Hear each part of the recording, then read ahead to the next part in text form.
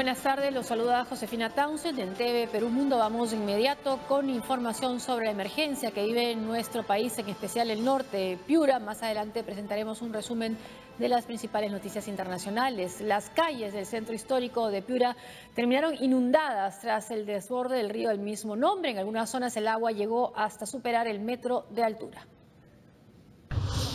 Piura sigue en alerta debido a las intensas lluvias que persisten desde ayer y que provocaron nuevamente el desborde del río Piura.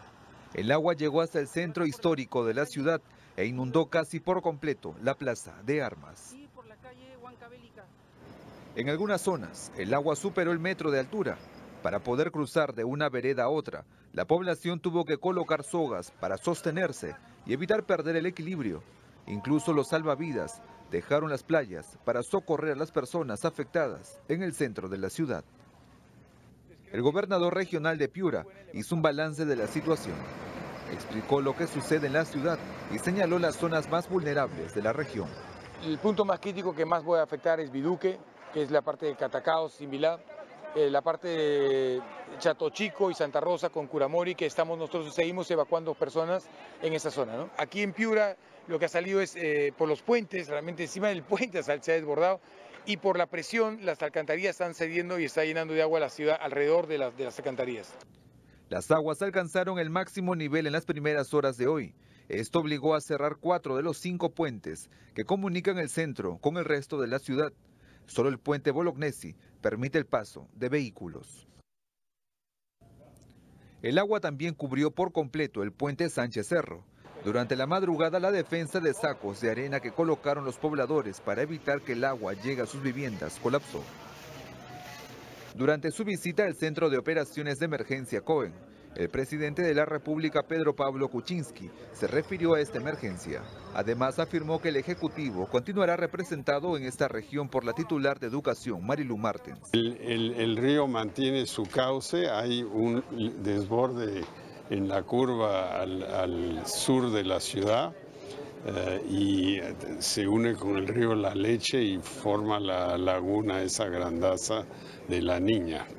Familias de las áreas urbanas y agrícolas del Bajo Piura colocaron decenas de costales al ingreso del afectado Puente Independencia. Con este esfuerzo intentan atenuar los daños del desborde del río Piura. La mayoría de pobladores ya inició su desplazamiento hacia las zonas más altas. Estas imágenes corresponden al centro comercial Open Plaza, ubicado en pleno centro de Piura. Diversas áreas, como el patio de comidas, están inundadas tras el desborde del río. Mediante un comunicado, el Open Plaza informó que hoy realizarán la limpieza de este establecimiento y en cuanto estén operativos, reanudarán la atención al público previo aviso. Las aguas también llegaron hasta el supermercado Totus, como se puede ver en estas imágenes. El centro comercial estaba cerrado desde las 6 de la tarde de ayer como medida preventiva.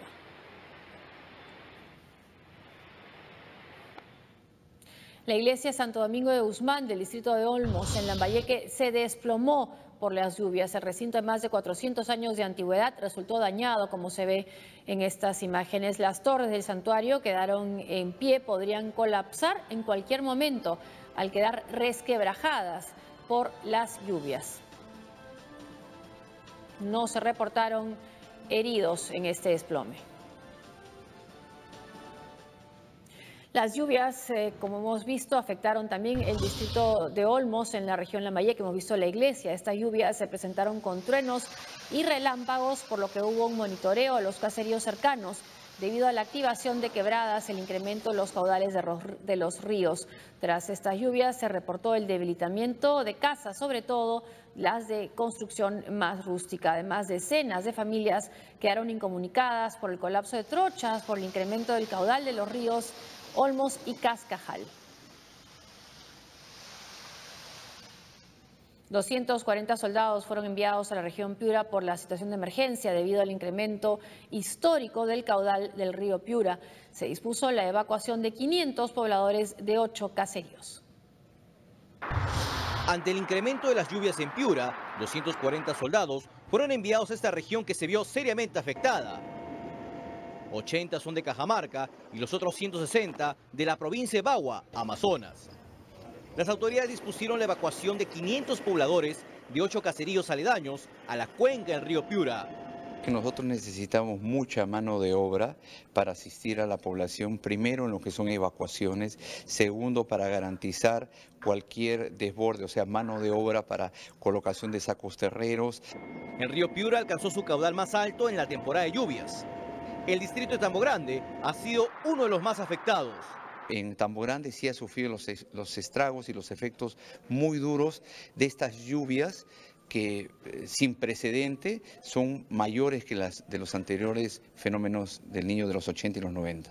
En todas las zonas de emergencia se ha incrementado el número de miembros de las Fuerzas Armadas para prestar su ayuda. Empezamos nosotros con 200 hombres, ahora tenemos en operaciones directas asistiendo a las emergencias 6.140 hombres y tenemos como apoyo a esas operaciones, por ejemplo, yo soy una parte de eso, yo soy un apoyo a esas operaciones, que es la parte administrativa o otros medios de apoyo, tenemos 18.000. A partir de mañana martes 28 hasta el jueves 30 de marzo, el CENAMI prevé la intensificación de vientos en la costa de nuestro país, desde Tacna hasta Ancash. Señala que en la región Ica las ráfagas de viento superarían los 50 kilómetros por hora. Añade que estos vientos que se registrarían a partir del mediodía generarán levantamiento de polvo, arena y reducción de la visibilidad. También se espera bancos de niebla y neblina en la costa central y sur.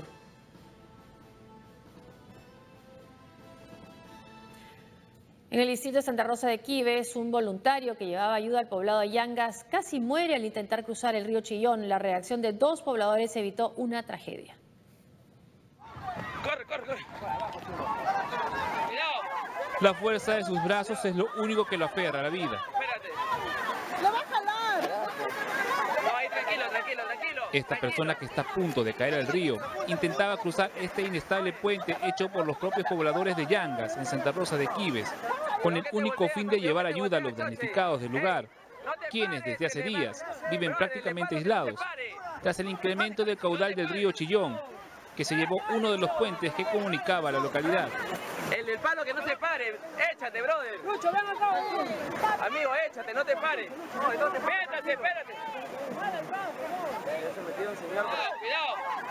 Junto a otro voluntario, este joven se disponía a cruzar el puente, hecho con tablas y sogas, con una olla de comida. A mitad del camino, la infraestructura tambalea. El hombre cae, pero logra aferrarse a la cuerda antes de ser devorado por la fuerza del río. Cuidado que te volteas, choche. Rápidamente, 2 pobladores, arriesgando su propia integridad, van en su ayuda. Desde la orilla, otro grupo de personas dan ánimo al voluntario para que no suelte la cuerda. No, ahí, tranquilo. Con mucho esfuerzo, uno de los pobladores logra tomarle del brazo.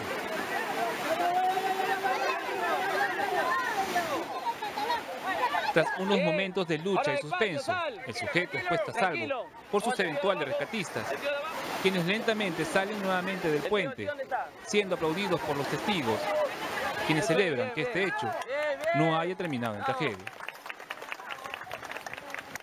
Buena. La misión de apoyo de los cascos blancos argentinos continuará una semana más en nuestro país, según confirmaron esta mañana TV Perú Mundo representantes de la Embajada Argentina. En la víspera, el avión Hércules C-103 de la Fuerza Aérea Argentina llegó a la ciudad de Piura con una importante carga de ayuda humanitaria. Esta misión aterrizó en nuestro país la noche del martes 21 de marzo y a pedido del gobierno se quedará en el Perú hasta el 31 de marzo.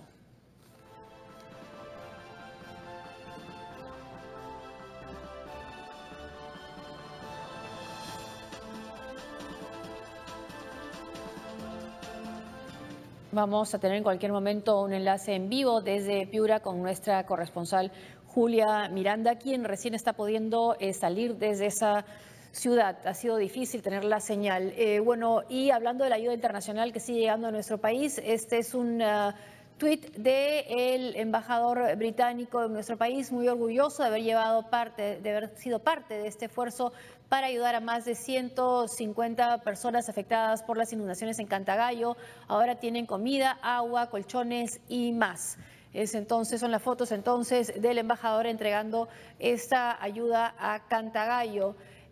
También otro tuit de la embajada británica en nuestro país: el orfanato de Chilca quedó inoperable tras la caída de un huaico. Apoyamos a los huérfanos con 16 camas, electrodomésticos, comida y amor. Ahí está el Paddington Bear.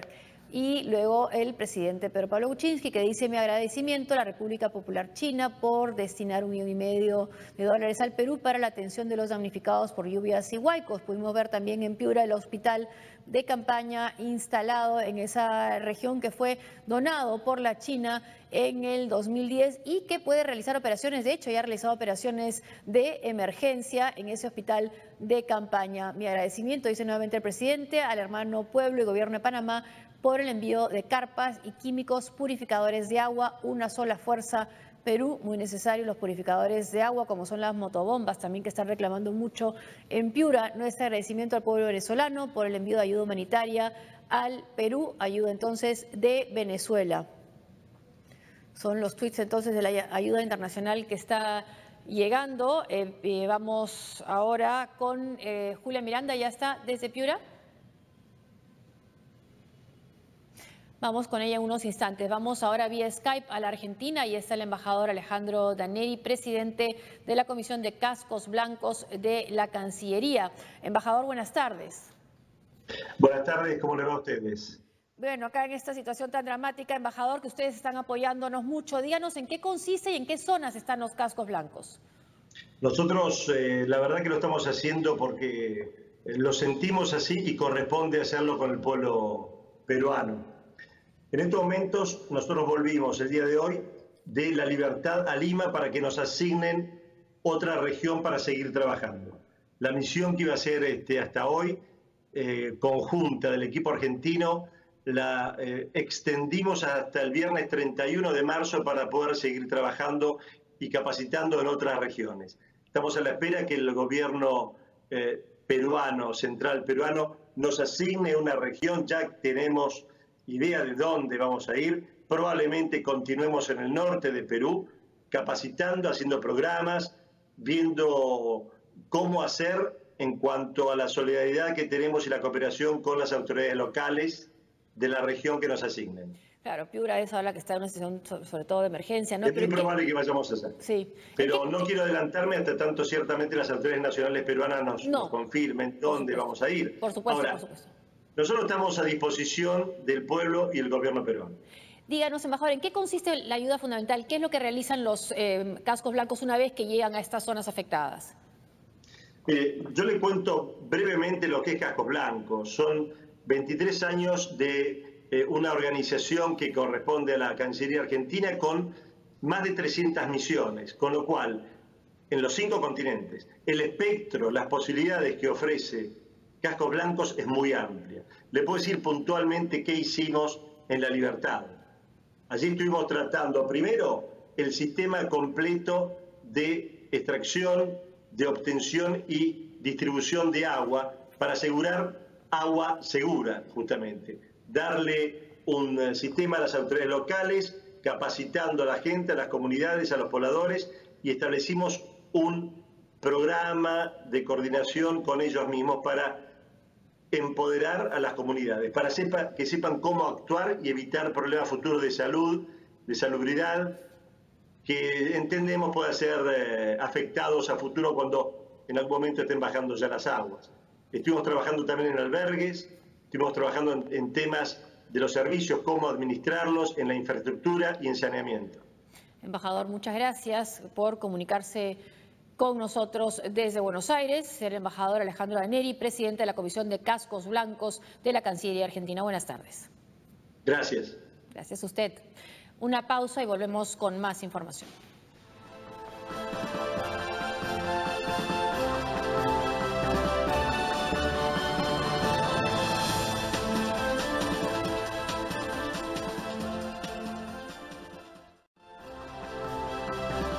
Nosotros en TV Perú Mundo, Farid Cajat. Farid, ¿qué tal? ¿Cómo estás? Buenas tardes. Vamos primero a Piura con Julia Miranda, quien ya la tenemos en vivo. Julia, buenas tardes.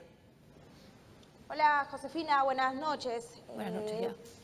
¿Cuál es la situación en Piura? Bueno, ya hemos visto las imágenes dramáticas. Dinos qué sucede en esos momentos, Julia. Bueno, en esos momentos ya viene disminuyendo el caudal del río Piura, que llegó a las 12 del mediodía a superar los 3.400 metros cúbicos por segundo. A esta hora, o el último reporte del Centro de Operaciones de Emergencia Regional, ya reporta una disminución y ahora el actual caudal del río Piura es de 3.030 metros cúbicos por segundo. Se espera que continúe bajando el caudal para poder evacuar las aguas, devolverlas al río porque ha inundado definitivamente varias zonas, varias viviendas de Piura, Castilla y sobre todo del Bajo Piura. Esta es la preocupación, sobre todo en el Bajo Piura, en el distrito de Catacaos, en el distrito de Pedregal, en donde la población se encuentra bastante desesperada. Ellas se encuentran en las partes de los techos de sus viviendas, esperando que la Fuerza Aérea pueda rescatarlos. Sin embargo, esto no va a ser posible debido a que, según nos comentan, no hay dónde aterrizar, además de que las hélices del helicóptero son muy fuertes y pueden incluso volar las calaminas, porque generalmente estas viviendas están con techo de calamina y puede correr mayor riesgo, así que se está disponiendo el despliegue de personal para evacuar a estas personas vía marítima y ponerlas a buen recaudo. Tenemos los refugios como la Universidad Nacional de Piura, que tenía un refugio para 300 familias, sí, está totalmente inundado. Estas familias van a ser evacuadas a la institución educativa Miguel Cortés y se necesita sobre todo ayuda porque hay niños menores de 1 año que necesitan alimento y necesitan sobre todo pañales y medicina. En cuanto a los centros de salud, el director regional de salud, César Morón, nos garantizó la atención en todos los establecimientos de salud y en los hospitales de la región, a excepción del establecimiento de salud del distrito de Catacaos, que ya se inundó todo el primer piso. Los pacientes han sido evacuados y también se están tomando todas las precauciones del caso, todas las medidas para contratar personal, debido a que hay un déficit de personal en estos momentos, porque muchos de estos profesionales se han visto también afectados, sus viviendas inundadas, y hay un poco de, por lo menos el 60% de la atención médica. Ha disminuido la atención, sin embargo, se están realizando los denodados esfuerzos. Estamos viendo imágenes, por ejemplo, de nuestra plaza de armas de la ciudad, cuando todavía se podía transitar, porque ya a medida que ha pasado las horas, el agua ya daba casi hasta el cuello de una persona con estatura estándar. Casi el 80% del cuerpo humano ya rebalsa estas aguas en la plaza de armas. Muchas personas, la Policía Nacional ha hecho denodados esfuerzos para rescatar a personas, sobre todo adultos mayores, niños que se encontraban metidas en sus edificios, en sus casas. Hay una señora de 85 años incluso que necesitaba un diálisis ahí urgente y tuvo que ser rescatada por la policía. De esos hay muchos casos, sobre todo de menores de edad. Repetimos que la preocupación sobre todo viene para el Bajo Piura, para la parte de Pedregal, en donde nos llaman desesperados pidiendo la evacuación de personas. El distrito de Catacaos también se ha visto muy afectado. Este es básicamente el panorama que se vive en el día más crítico, se podría decir, de la región de Piura, en donde se ha registrado este caudal histórico en lo que va el periodo lluvioso. Esperamos que el caudal siga bajando. Sin embargo, el Servicio Nacional de Meteorología e Hidrología, SENAMI, nos ha indicado que van a continuar las precipitaciones. Ya el día de hoy está lloviendo en Chulucanas, se espera que en las próximas horas también pase el mismo panorama en Piura. Sin embargo, el aviso se va a extender una semana más. El miércoles podría ser un día en donde podremos recibir precipitaciones de mediana a mayor intensidad, ¿no? Mientras tanto, el gobernador también se ha pronunciado al respecto. Ha pedido disculpas efectivamente a toda la población, porque pese a los esfuerzos que ha realizado tanto autoridades, personal del ejército, personal, vecinos, moradores, simplemente la naturaleza ha cobrado todo eso, ¿no? Ha cobrado de repente muchos errores humanos que hemos cometido acá en la ciudad, en la región de Piura, y es que por eso él ha indicado que van a continuar trabajando día y noche y ha pedido pues disculpas por este panorama que estamos viendo toda la región de Piura. Julia, muchas gracias por tu información desde la ciudad de Piura. La Julia Miranda informándonos en vivo desde Piura. Lo que llama además la atención en medio de toda esta situación dramática es que ese refugio al que se refiere Julia lo acababan de instalar en la Universidad Nacional. Había sido instalado hace 3 días.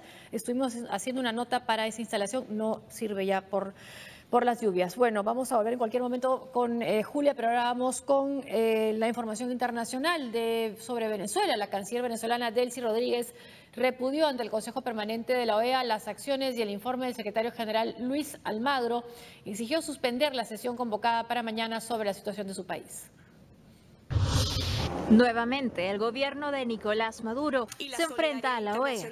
En una reunión extraordinaria del Consejo Permanente del organismo, la canciller venezolana Delcy Rodríguez solicitó la suspensión del debate del martes sobre la crisis política y económica en su país.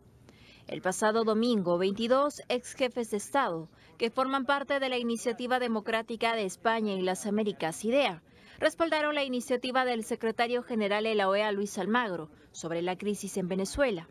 Para este grupo diplomático, el régimen chavista violaría los artículos de la Carta Democrática Interamericana al mantener presos políticos y negarse a convocar elecciones generales. Queremos repudiar en toda su extensión la estrategia adelantada por el señor Luis Almagro y los infames adefesios manifiestos en el informe contra Venezuela presentado el 23 de junio de 2016 y el informe que fue presentado hace apenas unos días en esta organización.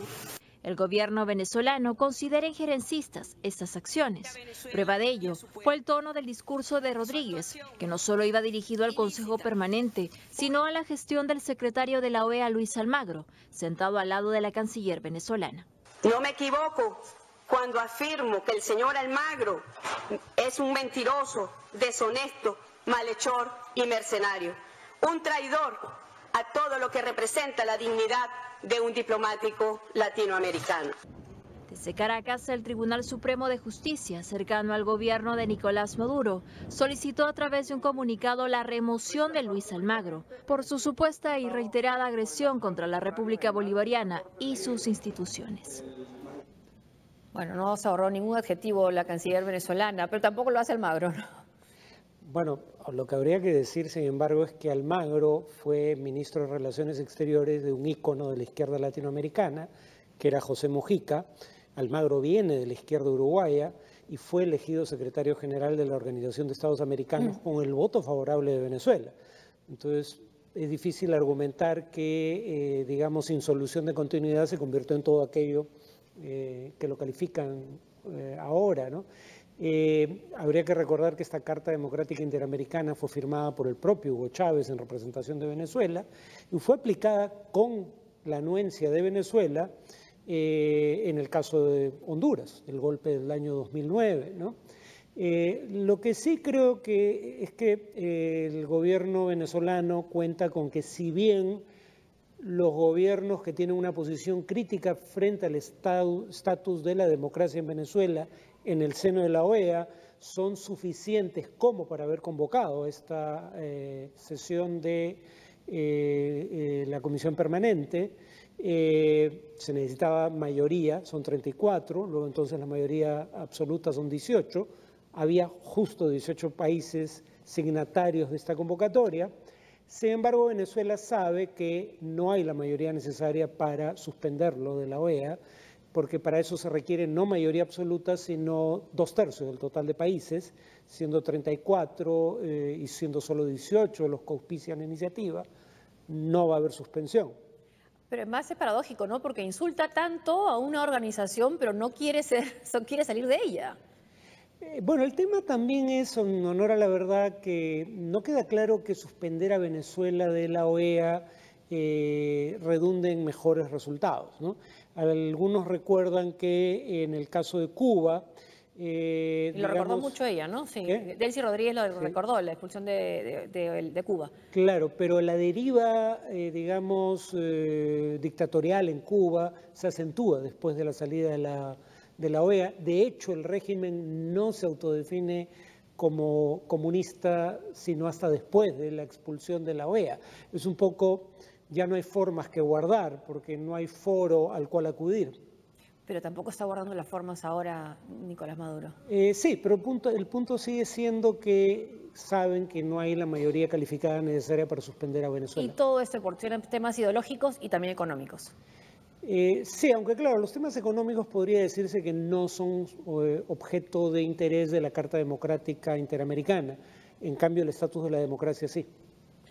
La coalición internacional que combate al Estado Islámico en Irak es acusada de causar la muerte masiva de civiles en un bombardeo, pero el ejército iraquí asegura que el bloque de edificios destruido en realidad fue dinamitado por los yihadistas. La coalición internacional investiga la muerte de alrededor 200 civiles que habrían sido víctimas de bombardeos de Estados Unidos en Mosul. El general brigadier Matthew Island dijo que están tomando en serio todas las acusaciones sobre las muertes de los civiles, mientras que las fuerzas iraquíes se han comprometido con proteger a los mosulíes. Las investigaciones tomarán un tiempo para esclarecer los hechos, ha señalado el brigadier Island, quien también dijo que utilizarán los resultados de las pesquisas para modificar las tácticas y técnicas de procedimientos para proteger a los civiles inocentes. Estas imágenes obtenidas por la agencia de noticias Reuters muestran a los miembros del equipo de defensa civil levantando los cuerpos de por lo menos 60 civiles, luego de que un edificio tomado por el Estado Islámico colapsara en Mosul. El ejército iraquí dijo que no hay señales de que este edificio haya sido derrumbado por la coalición. En tanto, un grupo de soldados descubrió una fábrica de bombas usada por los terroristas de Daesh en el pueblo de Badush, al norte de Mosul. Mientras que oficiales de la Policía Federal iraquí han continuado luchando este lunes en los estrechos callejones cerca de la mezquita Al-Nuri en el suroeste de la ciudad. Recuperar por completo Mosul será un duro golpe para el Estado Islámico, ya que les dejaría como principal bastión solo la región de Raqqa en Siria. Sobre estas muertes se preguntaba en CNN hasta qué punto había cambiado un poco de alguna forma la estrategia con la administración Trump, si se tomaban más rápido las decisiones de los ataques y de ahí estas muertes de civiles. La administración Trump niega que haya habido un cambio en, digamos, las reglas de enfrentamiento. Y habría que decir que el número de civiles muertos por producto de bombardeos de la coalición liderada por Estados Unidos se ha incrementado desde la etapa final del gobierno de Obama, y eso tiene que ver con algo que es más o menos fácil de entender, y es el hecho de que, claro, estamos hablando ahora de guerra en una gran ciudad, y una guerra urbana siempre implica más riesgo de víctimas civiles, sobre todo en callejuelas estrechas como las del oeste de la ciudad de Mosul. Dicho lo cual, sin embargo, digamos, también es cierto que parecería que el gobierno norteamericano está menos preocupado que antes por las implicaciones para la población civil de sus acciones. Por ejemplo, el secretario de Defensa, Mattis, ha pedido levantar ciertas restricciones que la administración Obama había impuesto para el respaldo a Arabia Saudita en la guerra de Yemen. Y vemos cómo también en Yemen, donde no hay una guerra urbana en curso, en lo esencial, ha aumentado el número de víctimas civiles productos de ataques aéreos, no solo de Estados Unidos, también de la coalición liderada por Arabia Saudita, al punto de que hace poco un ataque aéreo, todo parece indicar que por aviones saudíes, provocó la muerte de más de 30 refugiados somalíes que se habían hecho a la mar para intentar salvarse de, digamos, las guerras tanto en Somalia como en Yemen. Entonces, digamos, sí parece que el régimen, digamos, el gobierno, perdón, de Trump está, digamos, preocupado por logros en el campo militar más que por minimizar el daño colateral. Colateral, llamado daño colateral. Una pausa y al volver. Candidatos presidenciales se culpan de frustrar el debate a una semana de la segunda vuelta en Ecuador.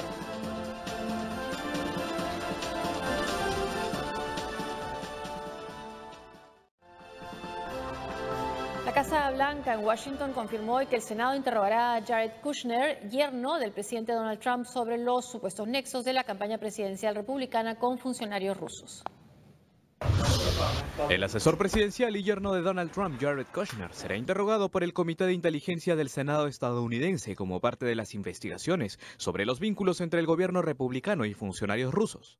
La noticia, que inicialmente fue publicada por los medios citando a fuentes del legislativo en condición de anonimato, fue confirmada esta tarde por el portavoz de la Casa Blanca, Sean Spicer. Él se ofreció voluntariamente a sentarse con ellos y decir: oigan, estoy feliz de hablar sobre el rol que cumplí y las personas con las que me reuní, aseguró Spicer en rueda de prensa, recordando además que durante la campaña y la transición, él se reunió con innumerables personas porque era parte de su trabajo en ese tiempo. The New York Times reportó que este mes el Senado informó a la Casa Blanca que el Comité de Inteligencia quería analizar con Kushner las reuniones que organizó durante la campaña con el embajador ruso en Washington, Sergei Kislyak. De momento, Washington solo ha reconocido una reunión en diciembre, pero se sabe que el diplomático ruso pidió otra reunión en la que participó un emisario de Kushner y luego otro encuentro entre el yerno de Trump y el jefe del Banco de Desarrollo ruso.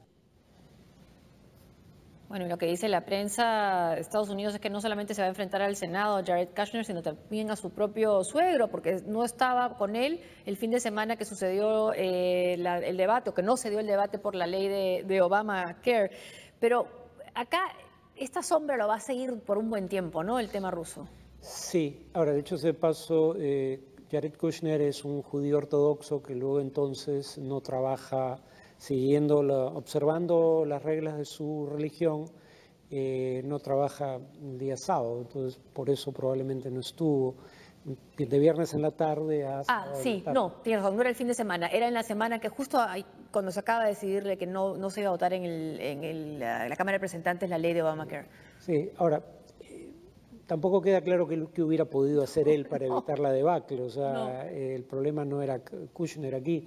En cuanto al tema ruso, es impresionante porque yo era de los que decía, y lo dije en este programa, que los indicios de manipulación o intento de manipulación del resultado electoral por parte de Rusia no eran claros y dudaba de la motivación de lo que algunos dan en llamar el Estado profundo o Deep State en inglés, que serían las agencias de inteligencia que tienen su propia agenda política, que no es necesariamente democrática, pero a medida que surge información parece que algo de verdad hay en todo eso. Paul Manafort, el que ahora quiere reducir la importancia de sus funciones en la campaña, pero él dirigió la campaña de Trump en un momento dado y tuvo que dejar la dirección de la campaña porque había recibido dinero de grupos prorrusos en Ucrania. Ahora resulta que también recibió dinero de intereses rusos vinculados al gobierno de Putin, su asesor de seguridad nacional, que tuvo que renunciar al cargo a solo un mes de asumirlo, Michael Flynn, y ahora surgen estos vínculos posibles, está por establecerse si se confirma la información o no de su propio yerno. Que además es su asesor. Que además es su asesor con oficina en la propia Casa Blanca. Están estudiando, al parecer, también su hija, Ivanka, tendría también una oficina. Esta es una información de Telemundo. Ciudades santuario son las ciudades que se niegan, digamos, a cooperar con las autoridades federales para expulsar a los inmigrantes que no tengan documentos. Ciudades santuario que no cumplan no recibirán subsidios, así lo dijo el secretario de Justicia, quien la surgió que colaboren con la inmigración. Bueno, los ponen en una situación difícil, ¿no? Sí, y esas ciudades generalmente han decidido esto por una cuestión de principios, pero también alegan consideraciones prácticas, como el hecho de que su policía local tiene como función combatir la delincuencia y no hacer el trabajo de las autoridades migratorias, pero que además intentar hacer el trabajo de las autoridades migratorias los pondría en una relación difícil con sectores de la propia comunidad con la que cuentan como fuente de inteligencia humana o gente que les puede brindar información sobre los delitos en su propia comunidad y que, dado que buena parte de esa gente son inmigrantes en condición de indocumentados, obviamente si la policía con la que han cooperado hasta ahora de pronto también trabaja para su deportación, obviamente van a dejar de cooperar con ella. Una pausa y volvemos con más.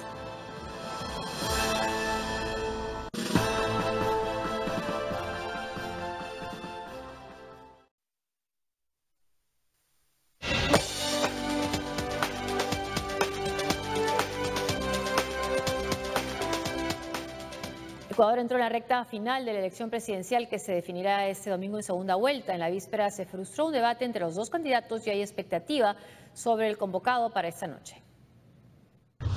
El oficialista Lenín Moreno y el opositor Guillermo Lasso continúan este lunes sus campañas con miras a la segunda vuelta, en medio de las tensiones por la cancelación del diálogo electoral que debía concretarse el domingo.